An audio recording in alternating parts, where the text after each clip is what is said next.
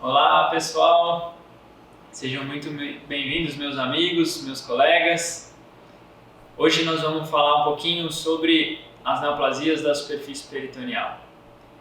Hoje nós vamos entender quais são as doenças que são primárias do peritônio, quais são as doenças que são consideradas metastáticas, e aí eu vou explicar um pouquinho para vocês sobre o peritônio e também vou ajudar vocês no finalzinho para que vocês consigam responder aquela pergunta que todos os pacientes fazem no consultório, que é: carcinomatose peritoneal tem cura? Então, fique por aí, logo após a vinheta a gente começa a conversar sobre isso.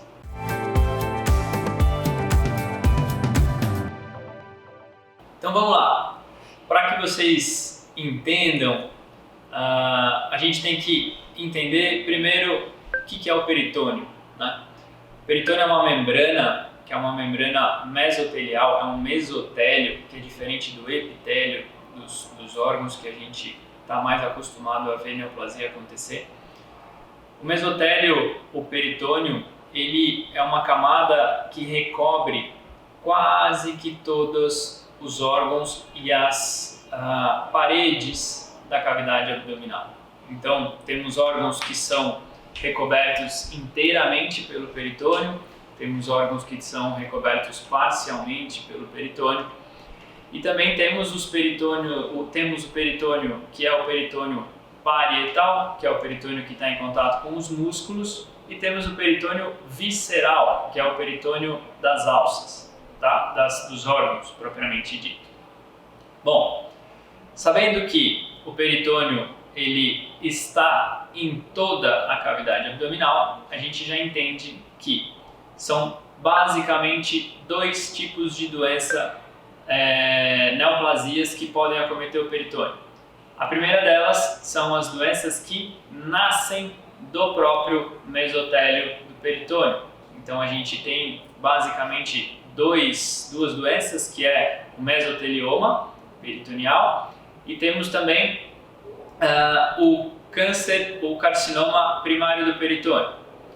E também, em segundo, nós temos as neoplasias que são consideradas secundárias ou metastáticas, ou são neoplasias que se originam em órgãos da cavidade abdominal e que podem enviar células para o peritônio. Bom, se a gente sabe que alguns órgãos podem enviar células para a cavidade peritoneal, primeiro a gente precisa saber quais são as neoplasias mais comuns a enviar células para o peritônio. Então, entre elas a gente tem o apêndice secal, a gente tem o ovário, o cólon, o estômago, o pâncreas, vias biliares. Agora, todos os órgãos da cavidade que podem desenvolver uma neoplasia têm a capacidade de enviar célula para o peritônio. Desses órgãos, todos eles vão adquirir essa capacidade de enviar a célula para o peritônio através de alguns princípios, que são os princípios de disseminação. A disseminação peritoneal ela pode acontecer de forma hematogênica, quer dizer, a célula vai para lá via corrente sanguínea, via sistema venoso. Ela pode acontecer de forma via sistema linfático, é uma forma, e ela também pode acontecer por esfoliação, que quer dizer que a neoplasia atinge a superfície do órgão, e o tumor atingindo a superfície do órgão, ele tem a capacidade de que células se descolem do tumor original, e aí circulando com o líquido, que é o líquido fisiológico que a gente tem na cavidade abdominal, essa célula adquire a capacidade de se dividir em outros órgãos. Bom, quando a gente entende que as células que vêm de outros órgãos ou que nasceram no peritônio, elas podem acometer e se dividir na própria cavidade peritoneal, a gente já começa a entender qual que é o princípio e quais são as formas de tratamento. Quando a doença é primária do peritônio, na verdade, não somente as primárias, mas tanto as primárias quanto as metastáticas, todas elas vão se beneficiar do tratamento cirúrgico em algum momento. É óbvio que isso vai depender do tipo de neoplasia, da histologia da neoplasia, mas a grande maior parte das neoplasias, principalmente aquelas que são bem diferenciadas, aquelas que são mucinosas, elas vão se beneficiar de um tratamento cirúrgico que é considerado curativo. Então, agora que a gente já entendeu a diferença entre as neoplasias primárias e as neoplasias secundárias, a gente já entendeu as formas de disseminação, a gente pode definir qual é o intuito do nosso tratamento. Então, o tratamento, quando tem célula, quando temos um acometimento peritoneal, quando isso é considerado metastático ou mesmo quando isso é considerado primário, a gente vai dividir em 2 intuitos principais. Tá? Eu vou deixar esses 2 intuitos principais para responder para vocês no final, que vai ser como a gente vai fechar o nosso vídeo de hoje.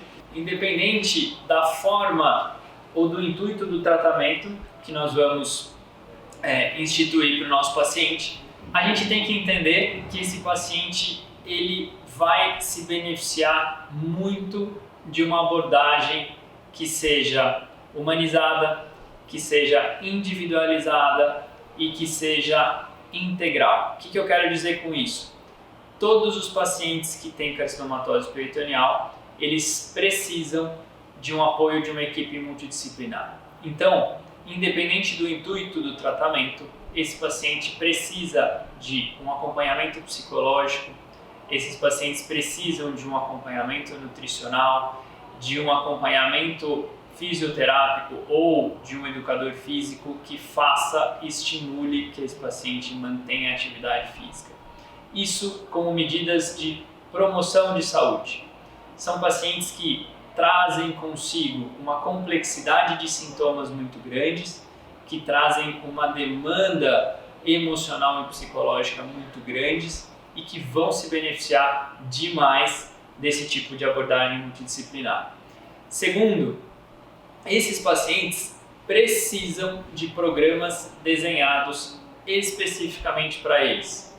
Então, programas de controle de dor, programas de controle de náusea e de vômitos, programas de alimentação direcionados para que o paciente tenha uma melhor aceitação, tenha uma melhor digeribilidade. Tá? Além disso, programas de promoção de melhora de estilo de vida e até mesmo acompanhamento próximo para controle de sintomas severos. Tá? Sabendo tudo isso, sabendo que nós temos já isso à disposição, a gente vai dividir o nosso tipo de tratamento em 2 intuitos. Primeiro, intuito paliativo e segundo, intuito curativo. Calma que eu já vou responder a pergunta se tem cura ou se não tem cura. Quando a gente diz que o tratamento tem um intuito paliativo, o que quer dizer? Quer dizer que o paciente tem a doença e que aquela doença pode ser que não seja ressecável, ou pode ser que aquele paciente não tenha condição cirúrgica ou não seja operável, ou que a doença não responde adequadamente aos tratamentos que a gente está fazendo. No caso de ser um tratamento com o intuito paliativo, a gente tem que ter sempre como prioridade a qualidade de vida e o conforto. E aí vem, nossa, mas então quer dizer que se o tratamento tem um intuito curativo, a gente não vai pensar nisso? Muito pelo contrário, aquilo que eu acabei de falar sobre a equipe multidisciplinar, sobre programas específicos para o paciente, isso tem sempre como objetivo final a melhora da qualidade de vida do doente, a melhor aceitação ao tratamento e principalmente que o paciente e os familiares fiquem mais confortáveis com tudo que está sendo feito. Agora, quando a gente tem, primeiro, a possibilidade de ressecção completa do tumor. Quando a gente fala isso, é possível que o paciente seja citorredutível, a gente diz, quer dizer que a doença pode ser inteiramente ressecada cirurgicamente?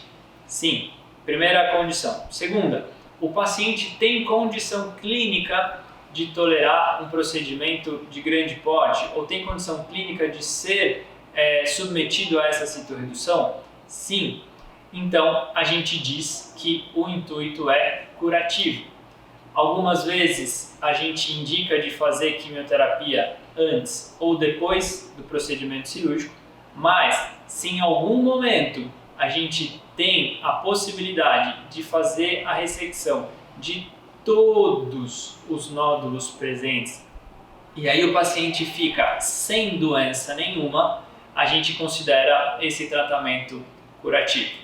Então tá aí, tá respondida a pergunta. Carcinomatose peritoneal tem cura sim, pode ser tratada com intuito curativo e a gente precisa saber qual é o paciente que vai se beneficiar dessa abordagem. Então esse é o desafio que eu trago para todos os meus colegas médicos, a gente aprender juntos a selecionar qual é o paciente que a gente vai ter a oportunidade ou vai dar a oportunidade de que eles recebam um tratamento curativo, mesmo para uma doença considerada complexa, mesmo para uma doença considerada avançada.